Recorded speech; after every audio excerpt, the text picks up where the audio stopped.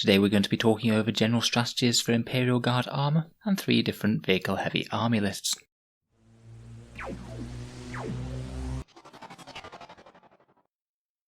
Hello and welcome back to Auspex Tactics, the strategy focused 40k channel where we're all about getting the most out of our miniatures on the tabletop. So Mechanized Treadhead Tank Heavy Guard is certainly one of the most popular builds out there, as the tanks are one of the main reasons that people flock to the Guard to crush the enemies of the Imperium below their iron tracks.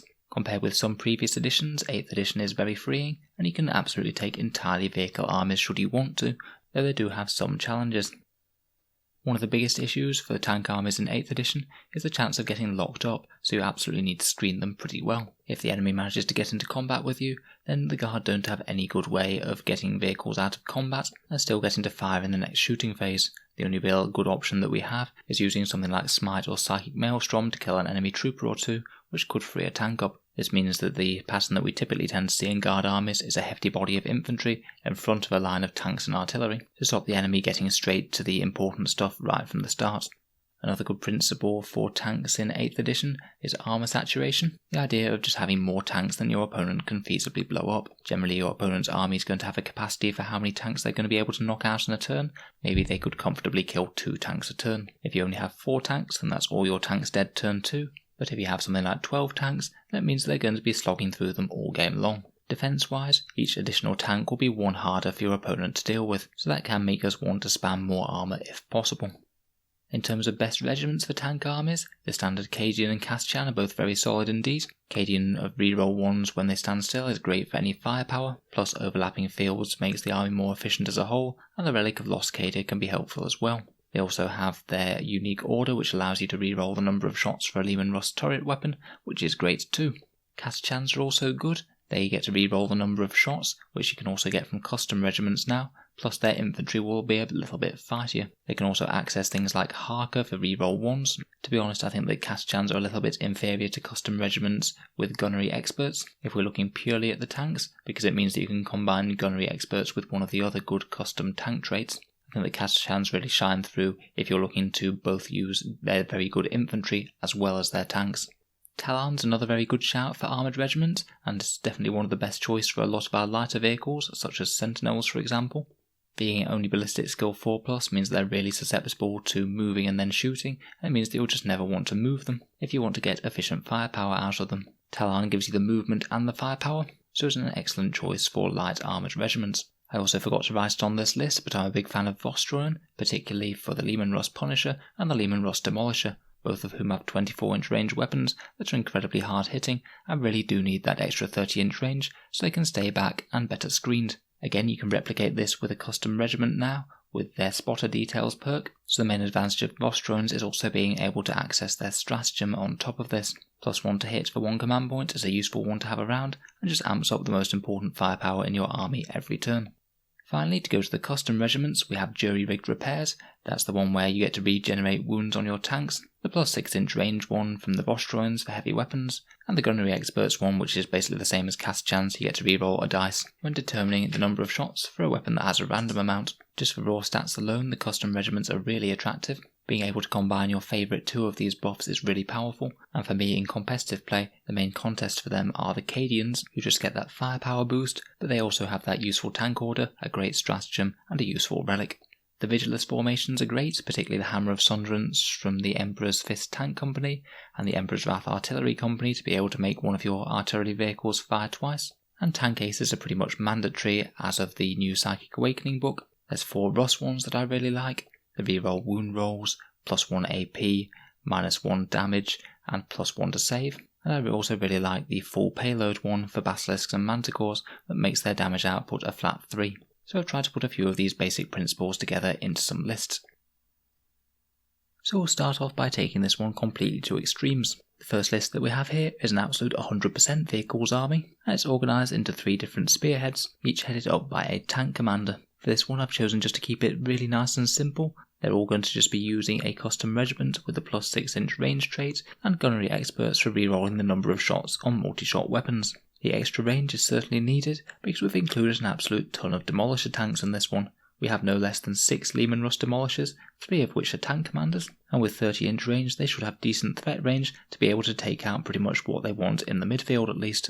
The 3 tank commanders are set up in my favourite loadout, with a heavy bolter, plasma cannon sponsons and a heavy stubber on top, meaning that they have at least some reasonable anti-infantry capability, and those plasma cannons when all put together can be almost as strong as another tank commander if they all focus fire on one heavy target. One of the tank commanders is the Warlord with Old Grudges, and we're buying in a tank ace trait for him for the -1 damage for him, which means that if the enemy tries to just shoot the Warlord, then it means they're going to be killing an abnormally durable tank. Running a little bit in front of these tank commanders with demolishers, we'll have 3 regular demolisher tanks, which are kept really nice and cheap for just 137 points, with a heavy bolter and storm bolter each. These guys will be pushing up just a little bit further forward, and making themselves a bit more targetable than the tank commanders, to hopefully incentivise the enemy to shoot them first, and leave the tank commanders, who are far more expensive and dangerous, just that little bit safer. Between this crazy amount of firepower, theoretically these 3 tank commanders and the standard demolishers can do a ludicrous amount of wounds to any vehicles in the midfield whatsoever. Lehman Russ demolishers are just really good against tanks now, and literally just with their demolisher cannons alone and no stratagems or anything like that, these guys could do on average around about 60 wounds to any toughness 7 or 8 vehicles that are hanging out in the middle of the board. That's not even accounting for any heavy bolters, heavy stubbers or plasma cannons either, and I certainly would be thinking about using the 2 command point stratagem to make one of the tank commanders fire with a flat 12 shots against an enemy vehicle if possible. As we said, one of the main issues with vehicle armies is screening, and it's always going to be hard if we're going absolutely pure mechanized. We've left that job to 6 sentinels or with multi-lasers that are literally just there to be a speed bump between the enemy and the tanks. I didn't actually write what sort of sentinels they'd be. I could very happily either go scout or armoured for them. Armoured would be tougher, but scout would allow you to move up turn 1 and maybe get a little bit of an extended screen. They're literally there just to be a nuisance, perhaps secure some objectives, and mainly push back any enemy deep strike. It really doesn't matter about any damage output from these guys. Finally, at the back we have a decent amount of artillery. Our primary anti-infantry for the list comes in the form of 4 wyverns or with heavy stubbers, which should easily be able to lay waste to a horde unit per turn. All of their mortars alone should be enough to kill about 20 orc boys each turn, and I really wouldn't be averse to deploying them in direct line of sight to get those heavy stubbers and heavy bolters fired up, as they actually add a significant amount to the damage output of the unit, and with this list we've just got so much armour that any shots going into them will be shots that they won't be able to take against demolishers or basilisks, for example. Finally, talking of basilisks, we again have 3 of them, and they all have heavy stubbers and heavy bolters again to add to the anti-horde element, and with 3 earth shakers we should be able to put a decent amount of hurt on any one armoured target that's out of line of sight each turn. Maybe try and clear out some space marines from objectives or something. I know that this list isn't particularly balanced or all that competitive, but it does bring an absolute ton of firepower to the table, and in the right sort of matchup, if it's a direct shooting fight and the opponent doesn't have units to run forward and tie up all your vehicles, then there's a very real chance that this could just sledgehammer enemy units straight off the table. I haven't bothered with the visualist formations with this one, just because we don't have that many command points, and also the detachments are a little bit problematic if we're only literally using tank commanders as our HQ choices. While it's quite fun to put all these tanks on the table, in reality I would do things pretty differently, as we'll see in this next list. So this list is essentially the same list as we just had, but we've been a bit flexible and we've included a fair few infantry, while keeping the core of the list pretty much the same. The main change that we made are the sentinels are all gone, and we've dropped 1 basilisk, and we've traded that out for 2 battalions to give us loads of command points, which has also allowed us to split up the tanks and the artillery and give us access to those vigilist formations. Our first battalion is the Emperor's Fist Tank Company, and this one retains the 6-inch range and reroll shots that we had in the previous list. It only has 2 tank commanders with demolishers though, and instead we've swapped out 1 demolisher for the Hammer of Sunderance, the excellent damage 3 battle cannon relic. This one again has the -1 damage tank ace trait, which means that if you want to focus that one down, then it's going to cost you more firepower. We've got 60 infantry in the list, which should provide a decent job of screening the tanks, probably do it better than the sentinels as well. We have 2 astropaths for Night Shroud and Psychic Barrier, and they'll just be casting those spells on the single most exposed tank each turn, or maybe dividing them up between the tank commanders, should the opponent have the choice to target multiple tanks all at once. We've still got those standard demolishers trundling forwards, just as before, but all of the artillery has moved to an Emperor's Wrath Artillery Company battalion. Here we have a couple of company commanders to fill out the HQ choice, one of which is the Warlord with Old Grudges, and the other one can run forward with the infantry. You will only be able to order the infantry squads in this battalion, not the other one, as they are different regiments, as I've chosen to swap out the plus 6-inch range that the artillery had with the jury-rigged repairs one, because I think they're going to get more value out of repairing themselves rather than having an extra 6-inch range on their already very long-ranged guns.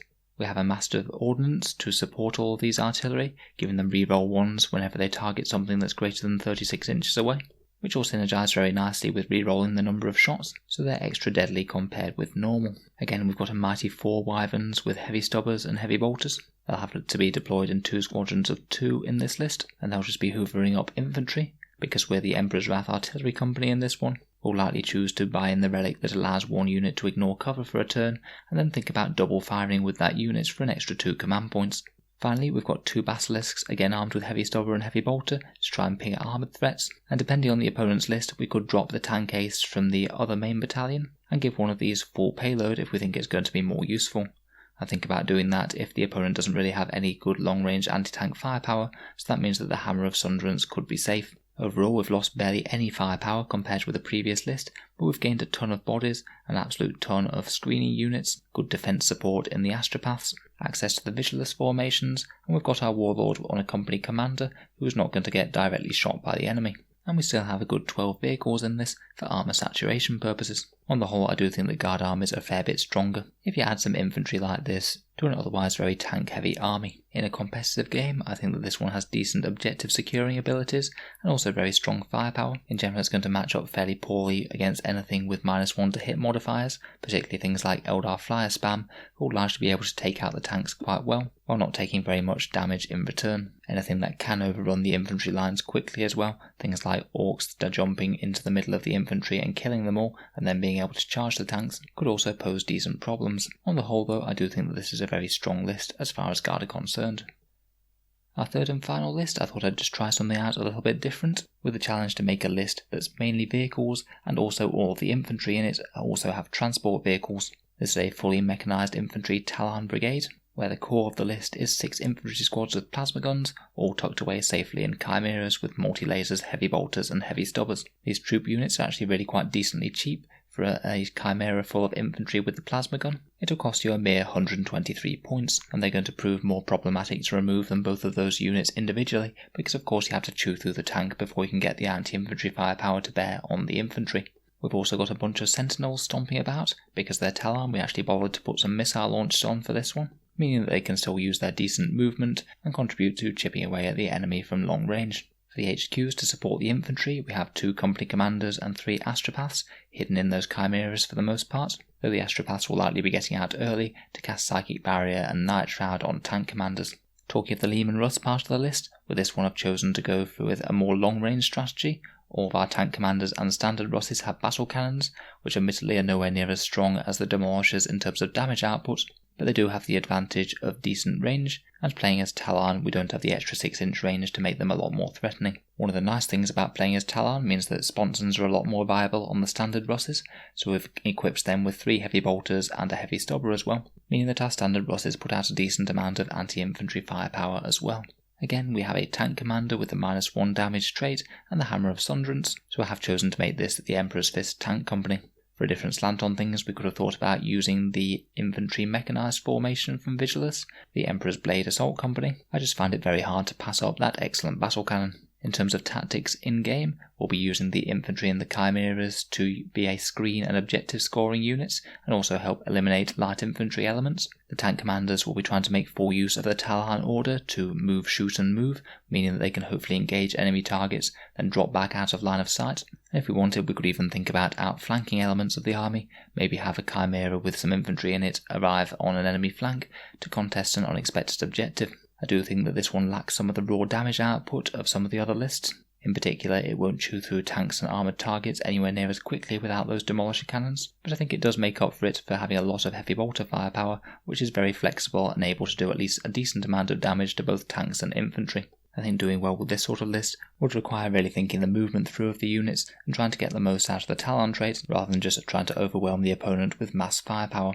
as we don't have quite as much damage output as the list with all the artillery that we've just had. So let me know your thoughts and opinions down in the comments below. If you've got any of your own tank tactics that work well in game, then it'd be good to share them with us. It's always good to hear new and different ideas.